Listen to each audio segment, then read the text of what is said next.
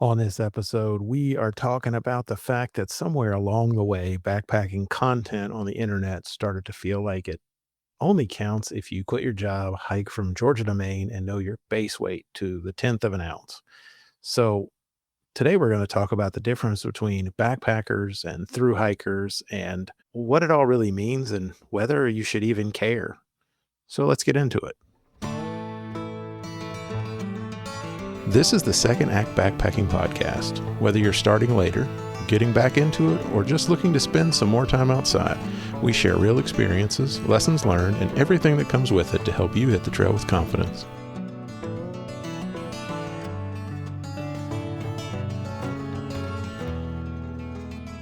Welcome to another episode of Second Act Backpacking, the podcast for folks getting into or back into backpacking later in life, and my OG outdoor folks who never quit, but occasionally are realizing they're a little bit older, and maybe you need a reminder that the terms embrace the suck and just deal with it aren't as cool now that you're older, and maybe you need to rethink your thoughts on that. This episode, I really have one I've been doing for a while now because as somebody who got into, or should I say back into backpacking later in life, I noticed something that just, even going back 7 to 10 years, really blew my mind. And that was the amount of content that exists that is through hiking centered versus the amount of just general backpacking content. And I realized that as time has gone on and I've started working on the podcast and doing things like that, I've realized that it's only gotten, I don't want to say worse because I don't want to throw shade at my through hiking folks out there, but let's just say more prevalent or more dominating, that we are talking more about through hiking than general backpacking. So I really wanted to take some time and do an episode kind of just talking about the differences and the similarities and why you maybe don't need to worry about the nuance so much and really think about what's important to you versus what's important to the dominant narratives. So, first off, let's just go ahead and define the difference. Through hiking is more or less attempting an entire long distance trail end to end in one continuous push, usually over a period of weeks or months. Now, there's some shorter trails of 50 to 100 miles that you can do in a long weekend, but the dominant narrative on the internet seems to be like the Triple Crown, PCT, CD, or AT. Backpacking, on the other hand, is kind of the broader activity of really just carrying all of your gear on your back, traveling through foot, and really, that can be a one night, 3 night, a section, a loop, base camp, photography, hunting, fishing based trips. It's all there, right? So at the end of the day, through hiking is a type of backpacking. Backpacking is not just through hiking, despite what you may see. But at the end of the, I mean, realistically, what we're talking about here is that through hiking dominates the conversation. And I think it's important to think about why that is, right? Through hiking, first of all, has this built-in story arc. Every single through hike has a start, the struggles along the way, the transformation, and the finish. And that really works beautifully as kind of a novelization. It just, every time you hear a through hiker story about tackling one of these big trails, it just fills you full of inspiration and hearing about it. It also creates like dramatic visuals and milestones, and you kind of tap into the kind of Darwinian aspect of man versus nature and the experiencing your own mortality and self-reliance. There's just a ton of stuff out there that kind of creates a really cool storyline. It creates a lot of visual now that you get all these great pictures and videos from the trail. Also, I mean, if you're shopping for gear, gear companies love it because it pushes their gear narratives very cleanly. And a big factor, since most of us get a lot of our information from social media, is that social media always rewards extremes: longest, lightest, furthest, hardest, biggest, smallest, whatever. And because the algorithms are kind of pushing it, that's where it comes from. That's what you're getting. And then the trail culture of through hiking is more easily recognizable, right? The symbols, the terminologies, shelters, resupplies, hostels, the identity, right? At the end of the day, the internet really loves extremes. It loves the person doing 30-mile days more than the person who's just planning a 2 night loop and maybe they have bad knees, right? There's just, The reality is a lot of us that listen to this and talk about this are probably more the take a weekend 2-night loop with their bad knees while they're trying to manage their full-time job and a family calendar, and we don't really have a lot to identify with the folks doing 30-mile days because that's not us. So, I mean, look, there's some realities about things that get lost in the noise. Fact that people maybe think that if they're not doing the through hiker thing all the way, that they're somehow doing it wrong, that's the biggest misconception. I'm not ultralight. I've talked about that in previous episodes. I try to be light, but I'm definitely not ultralight. I don't hike huge miles. That's not me. A 10-mile day is a long day for me. I definitely don't do that 10 miles back to back to back. I do not camp or backpack or live outdoors every weekend. I haven't been out since the shakedown trip because it's just been so busy around the house with kids and family and chores and stuff like that. And I'm definitely not young. I'm definitely not single, and I'm definitely not free from responsibilities. I've got a day job. I've got the same restrictions that most people my age do. So I am not a through hiker by any means. And I'm pretty set in my ways about my gear. I talked about that in previous episodes where we talked about some gear and the differences between ultralight and ultra plush. And I try to find myself falling somewhere in the middle, making good decisions about the gear. But I'm not interested in Sufferfest. I think in my 20s, I've said that before. Sufferfest or suffering nonstop was something that you just kind of accepted as the reality of being in the backcountry. I'm not that way anymore. And I feel like a lot of people, maybe they don't feel it externally, but internally they might feel like I don't really belong in the backpacking community because I don't carry things that weigh, a third of what other people carry. I don't do that. So that could be kind of a problem, right? Here's the thing though. Backpacking is not validated by how miserable you were, how low your base weight were, how far you went every day. It's kind of validated by whether you did your planning right, whether you moved safely, did you learn something, and did you come home wanting to do it again? That's the big factor. Did you come home and say, "Man, that was a great trip. I can't wait to do it again." That's what makes a backpacker. That's it. Got to talk about some more of those realities though, because they really hit home with me. If you're over 40, backpacking usually involves limited vacation time. I've got a day job, I've got limited amounts of vacation, and I can't spend every day of vacation in the backcountry because I like to do things with my wife and my family and take days off to get chores done, that sort of thing. I also have family obligations. I mean, that's a big factor too. If you've got kids, their stuff is very important, and you don't wanna miss it at the expense of going on some epic through hiking quest. Another thing is I've got old injuries, and some of those old injuries would really impact me being able to do a through hike the way that a lot of younger people do. More recovery needs, I talked about that in another episode. Recovery is so important the older you get. So the idea of doing 15, 20, 25-mile days, day after day after day just doesn't seem appealing to me. And another thing I'm not willing to do is eat ramen noodles every day for a month. I'm just not gonna do it. I need some variety in my food, my hydration, that sort of, and a big, big factor that I will say, we've talked about risk in previous ones. I definitely have a more practical relationship with risk when it comes to the activities that I do. I'm very calculated on the steps that I take and the things that I do, which means it goes a lot more into planning and a lot more specificity. That's a big factor for me. I don't like the idea of winging it anymore. In my 20s, when I didn't have any responsibilities, whatever, who cares? Like, yeah, let's go. Let's push an extra 4 or 5 miles. Let's hike in the dark. Let's see what happens. Let's see what we can get into. I'm not that way anymore. Things count more for me the older I get. And I'm not taking away from the folks who are younger and a little bit more brash and a little bit more willing to take risks. I'm just saying that the older I get, the more my risk profile shifts. At the end of the day, at 20, 25, you might be willing to be wet and cold and hungry and underprepared because it makes a really good story for socials or just sitting around the campfire later on. But after 40, man, the goal is different.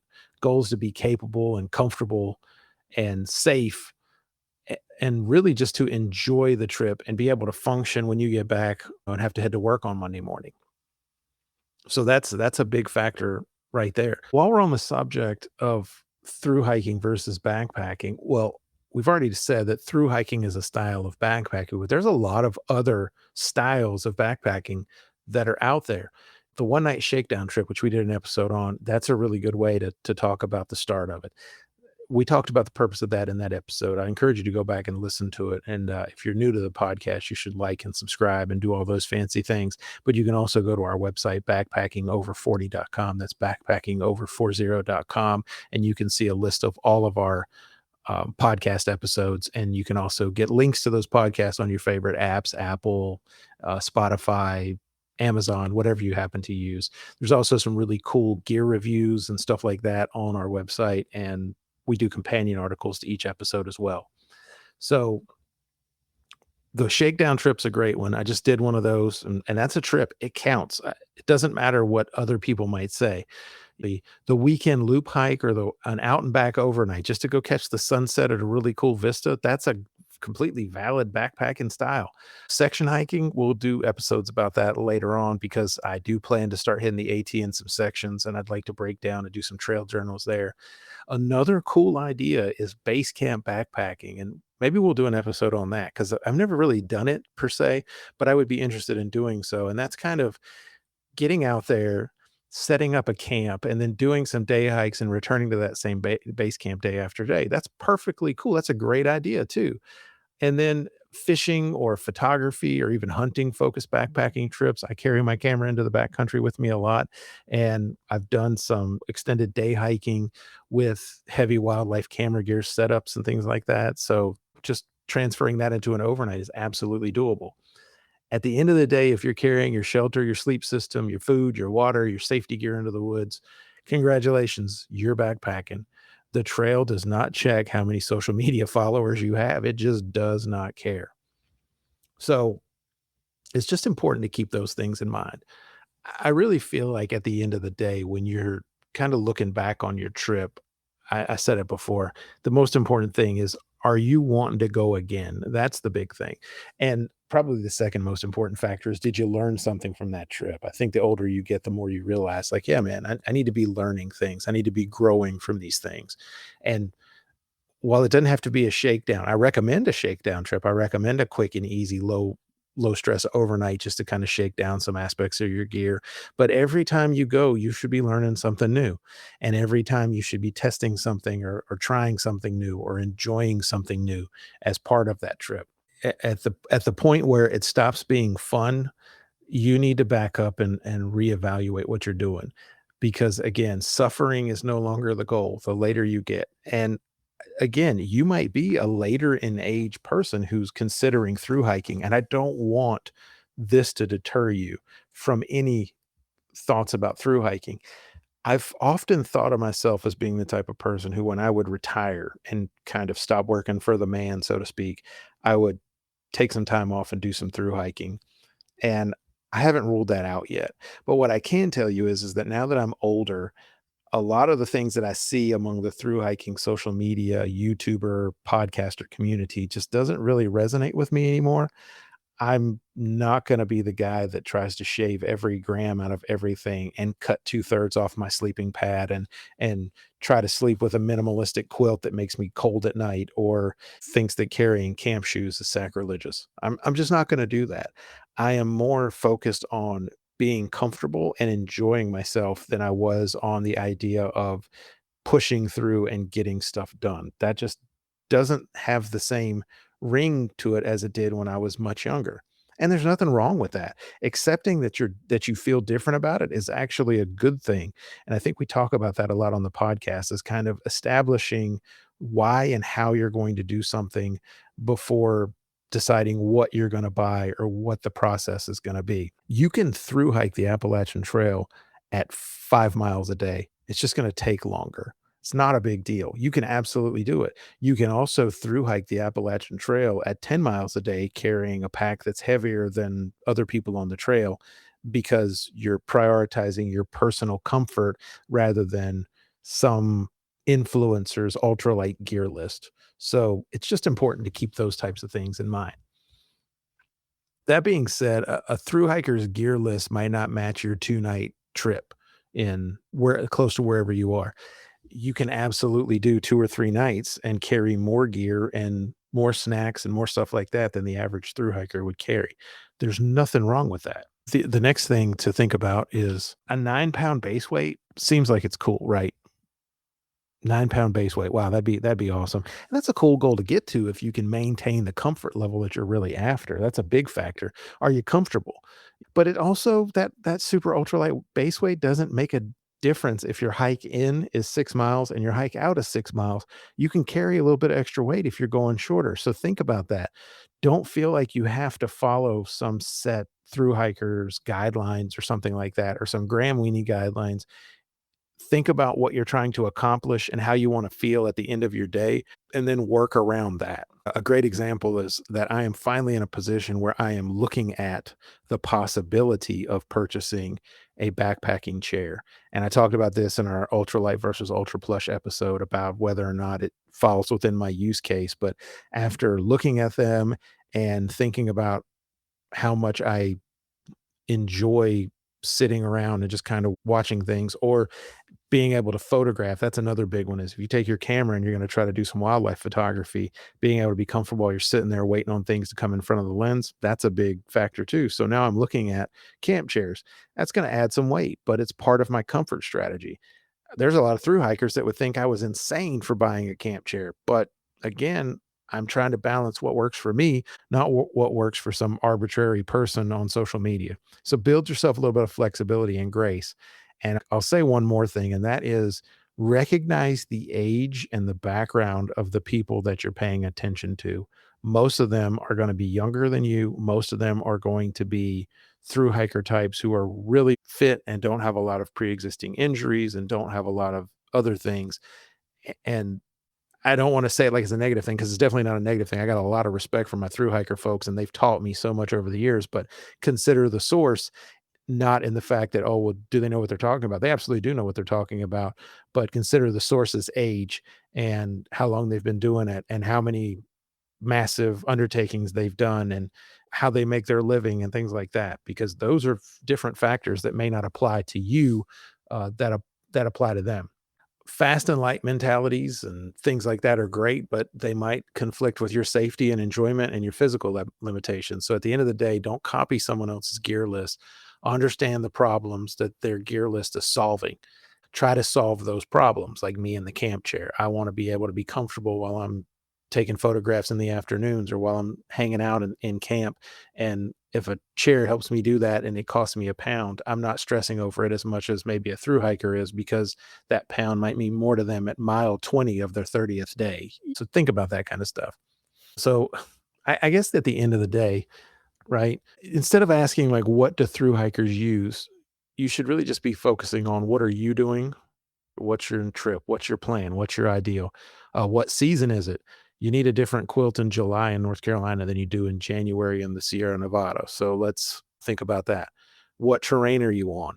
Again, my last shakedown hike was super minimal. So I didn't really care a whole lot about needing tons of kit that I would need for a more rugged backcountry, high elevation gain type trip.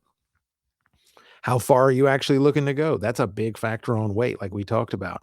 You can do 30 pounds, 35 pounds on your back and probably be okay for 5 to 6 miles when you know that when you get there, you get to drop that weight and relax.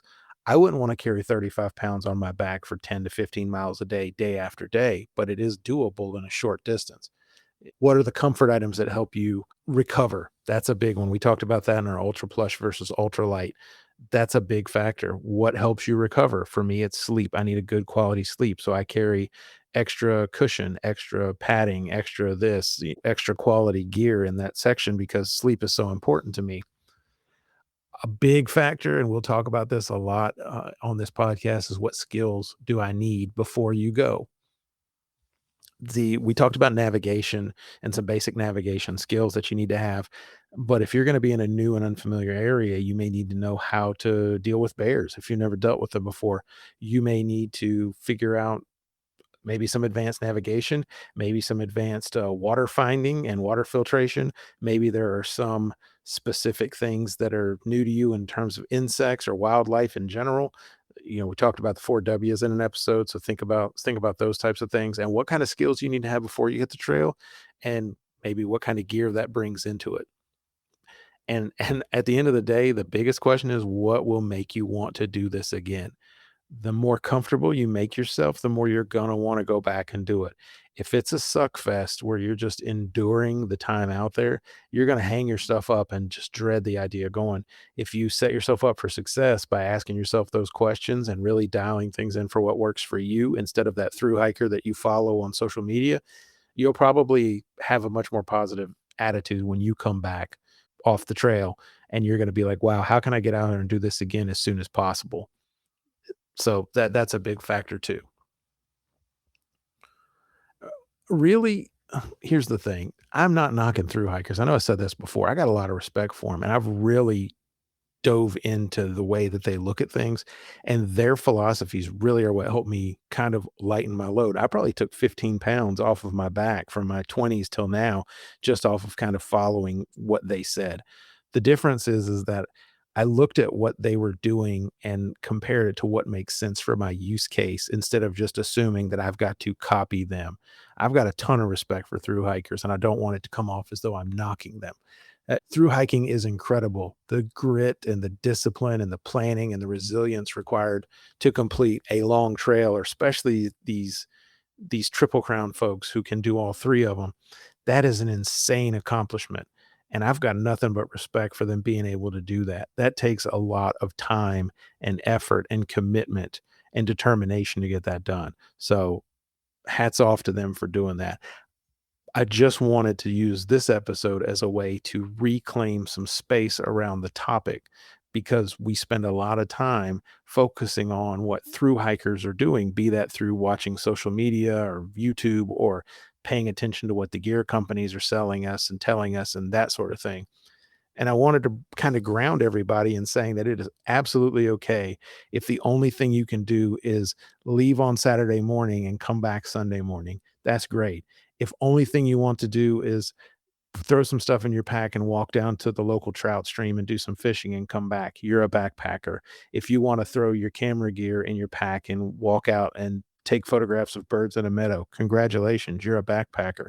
If you want to do a quick loop around a state park, you are a backpacker. It's those things that make you a backpacker, not subscribing to a specific base weight philosophy or massive mileage philosophy, or you have to have a trail name philosophy. I think that those are all great things to keep in mind as you go through and learn more about backpacking. The Triple Crown, really, it's an achievement. It's something that you achieve. It's not an entrance exam to be a backpacker, though. That's the bottom line here. Triple Crown, the AT, the PCT, the CDT, through hiking, one of those things. That's not the cost of admission to call yourself a backpacker. Putting your stuff in your pack, planning out your trip, getting into the backcountry, sleeping under the stars, those are all things that make you a backpacker. The through hiking culture is just a culture that exists kind of as a subculture of backpacking, even though a lot of times when you look around, you just assume everybody but you is doing that.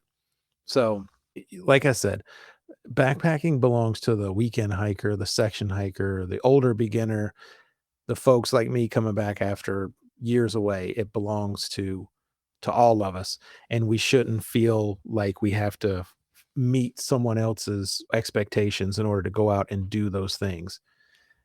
Having said that, I will say I think that it's really great to think about what your goals are when you are going through the process of setting up and planning for your trips, and really talk and think about what it is you're trying to get out of that particular trip. And think about it not in terms of how many miles you're going to do or what vistas you have to get to so that you can see them, or what sites you're trying to get, or what pictures you're trying to get, but just more of a macro thought process of what do I really want to get out of this? For me as a solo backpacker, a big factor for me has always been just time to myself, time away from technology, away from society, way to get into my own head, to think my own thoughts, to cut the noise out. Being honest with yourself is an important factor that really plays into all of this. and just accepting where you are and where you're trying to go. I think in American culture, we have this thought process that we have to constantly be chasing the next big thing or trying to slay a dragon or something like that. And that's not really the case, especially when it comes to recreational activities. You should enjoy going out and doing these things and not feel like it's a mountain that you have to conquer. I remember hearing a speech one time where the person said, climb the mountain so that you can see the world, not so that the world can see you. And I think one of the things for me that I'm taking into account as I get older is I like getting into the backcountry because it reminds me of how small and insignificant I actually am and how many more important things are out there that have been there before me and will be there after me. That's a pretty big focus for me. And I don't want people feeling like they have to fit a certain mold in order to be counted among those folks. And I'll say this, among the through hikers that I've talked to, none of them are particularly snobbish or have looked down on me because I say that I like to do an overnight or a two-nighter and that's my trip.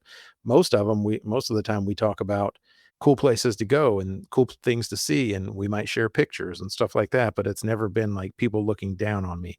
And I know there are horror stories out there about the gear weenies who want to complain about how your quilt is not the coolest or the best because of this or because of that.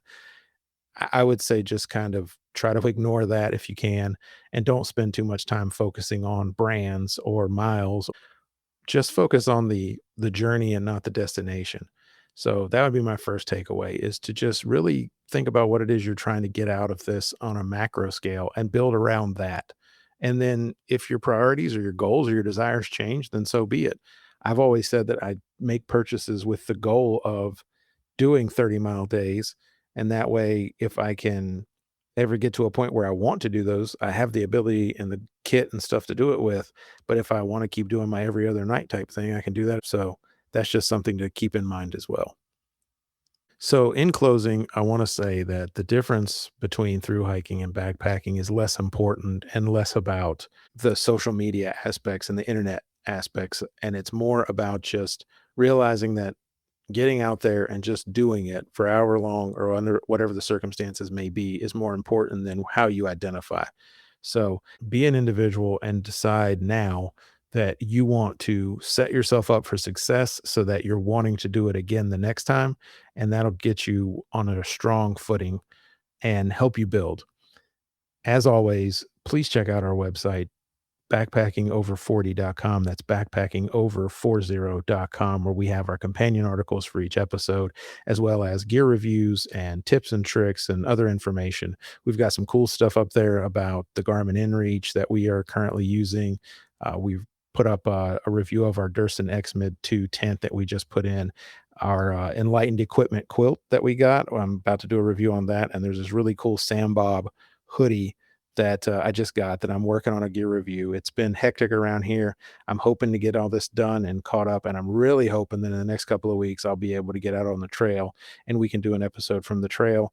And in future episodes, we're going to be talking about some trail fails from yours truly and also some other cool stuff that I think you want to check out. So if you haven't already, subscribe and like and do all the things so that you always get our episodes, and head over to our website. You can also catch us on Instagram at Second Act Backpacking and also on YouTube at Second Act Backpacking. So until next time, enjoy yourself on the trail, stay safe, and keep learning and figure out what it is that makes you happy on the trail and go do that thing. We'll see you. Thanks for listening to the Second Act Backpacking Podcast. If you want more, be sure to subscribe. And you can always find us over at backpackingover40.com. That's backpackingover40.com. Until next time, we'll see you on the trail.